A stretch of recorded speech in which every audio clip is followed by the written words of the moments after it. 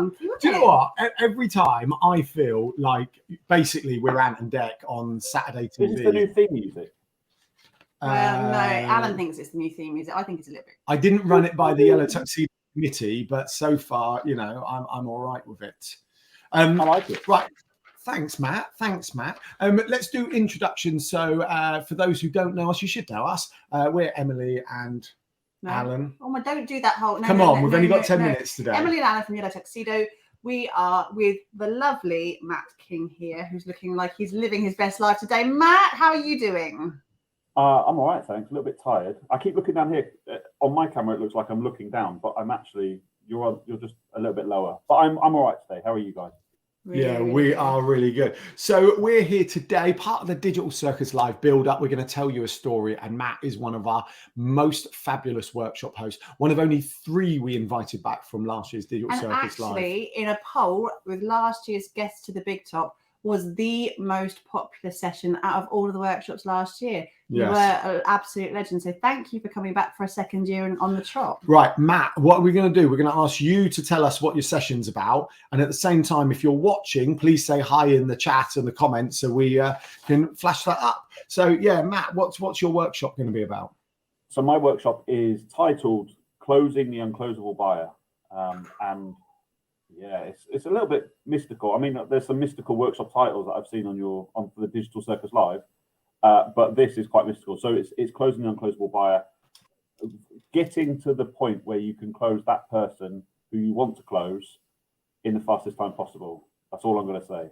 But it's just like a framework that I use to build trust and yeah. And I think it's really important because we've talked about all the different elements to digital visibility and all those elements to what we're bringing to the party on the day as well.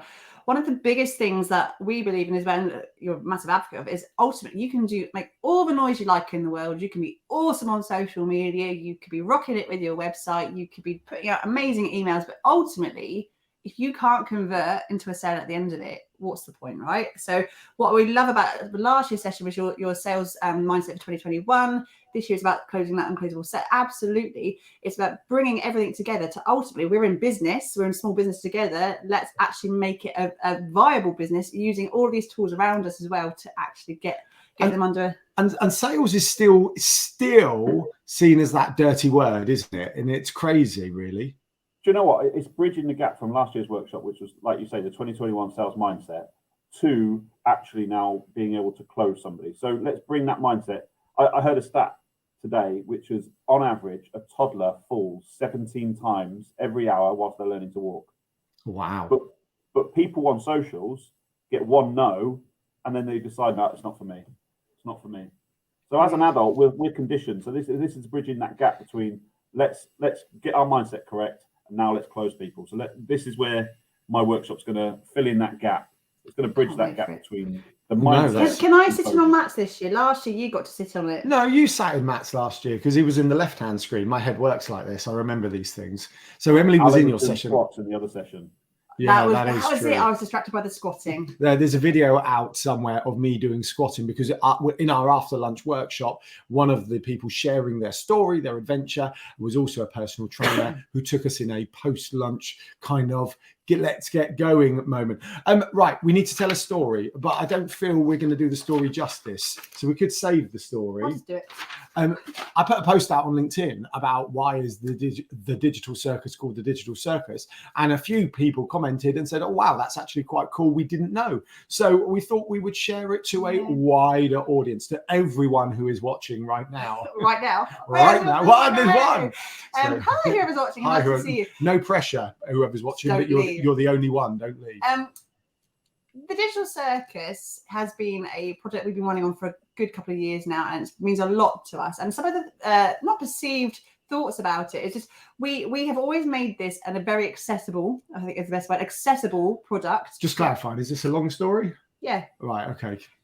Project to get businesses everyone. Under that, so they can all come and get involved and get learning. The Digital Circus started in June 2020 as a membership, or still is a membership.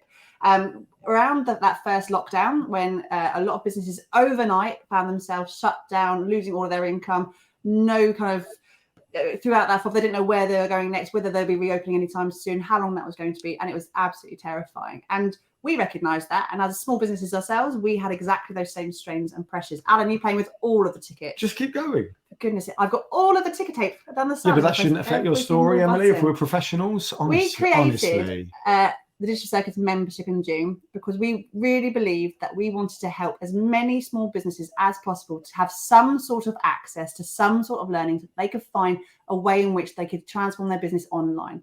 Lots of us know that we need to be on social media. We recognise actually it's quite scary. There's lots of people telling you best practice here, there, everywhere. A lot of noise, really crowded. And actually, we wanted to be that voice of reason to go, right, stop. Let's work out what you need to do. And here's some resources to get you going again. The circus analogy, and why we called it a circus, is something we absolutely love, is the fact that individually we're all different. And within our circus membership, we've got plumbers, we've got sales coaches, we've got musicians, we've got a plethora of different types of people in there. But actually, when you come together, we have this collective of misfits and circus acts. An incredible show is performed, and we all work together to create something absolutely amazing. That's what we believe with the Digital Circus. We also believe that we're all ringmasters of our own circuses. We all should be firmly in the spotlight and holding on to the cards there when we're putting on our circuses in our own businesses, and therefore you should have complete control. So we really love the circus analogy to show you that actually you can be the master of your own circus, and actually as a collaborative, we can all help you get there. So that's why we love that. And then we get to the Digital Circus Live. That's just an extension of everything we said in the membership, but for a wider audience, a global audience, in fact, because we have people. And actually, Matt, yourself, you're going to be in America during the live, aren't you? What are you going to be doing in America? What are you doing? Are you just going to be there for business or pleasure? It's business. It's business. Well, yeah, it's business. Okay. America is always pleasurable, which was going to be my point, but it is going to be business. Yeah, that's a very true point. But the Digital Circus Live is about an extension of that, but actually broadening your horizons, coming together, collaborating with people you may not have ever met before, and actually having a jolly good time at the same time, having a lot of fun in the process. Would you say so? Yeah, I agree. And what I was going to ask is, first of all, hi, Dad, because I happen to know that Dad's the one watching. And second of all, Matt, I want to know, so that's kind of, I think the technical businessy phrase is brand story. How important would you say that brand story can be in the sort of sales process? Do you think it fits? Is it relevant? I'm just curious. It's all the prep work that goes into it. So all the prep work that goes into closing a sale, you're trying to build that know, like, and trust factor. And as soon as somebody knows and likes and trusts you as a brand, then the sale is going to be so much easier.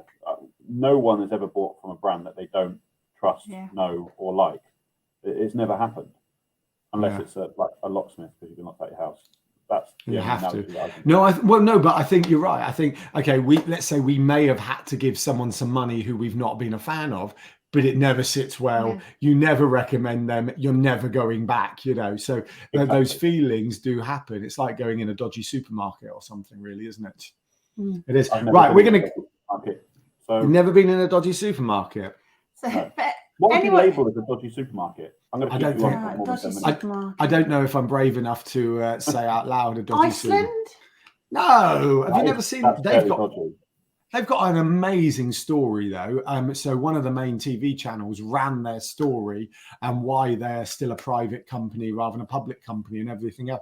Unbelievable. And I've got a good friend. I've not spoken to her in like 7 years. Really good friend. Really good friend. Someone I used to work with who we enjoyed working with each other. Yeah. And I believe she now works for Iceland. And the fact she works there, it can't be a dodgy place. So I apologise, Mr. Iceland, but well done for buying out B-Jams all those years ago. Just to confirm, Digital Circus, I've been seeing it through the ticker tape throughout this entire life, 5th of April. And we would love to see you there. At this present time, tickets are just £35 on the early bird price. So if you would like to come, take advantage of that. That's as salesy as I'm going to get on that, because quite frankly, you should just be coming anyway because it's amazing. If you'd like to get involved, please come and buy your ticket. We'd love to see you there. Matt is going to be there running his workshop. We have one of 15 speakers there. We have got global brand. We've got digital nomads. We have got passive income, course creation. We have soft skills there, confidence. So much going on the day. If you can take one learning from one speaker on that day and make one connection from one person you might meet in the networking event, it is worth coming along to. to become one. To become. I think Spice Girls said that. And yeah, and the last bit on this is because we keep getting told this is super important. It's not on Zoom. Yeah. We're on a platform called Hopin, and it's a very different experience. It allows you to choose what you go and see, and allows us to put 15 people on throughout the day without it feeling complicated, as well as a speed networking area and an exhibition hall. So yeah, go and check out Hopin, go and check out the digitalcircus.live, links in description, all that jazz. Matt's going to be there with his M&Ms. With his M&Ms. He gave us a rider. Right. So I think that's it. So let's say thank you, Dad and Donna, for watching. And if you're watching this on replay, thanks, Dad. Watching this on replay, then thank you so much. See you at the Digital Circus Live. See you later. Bye.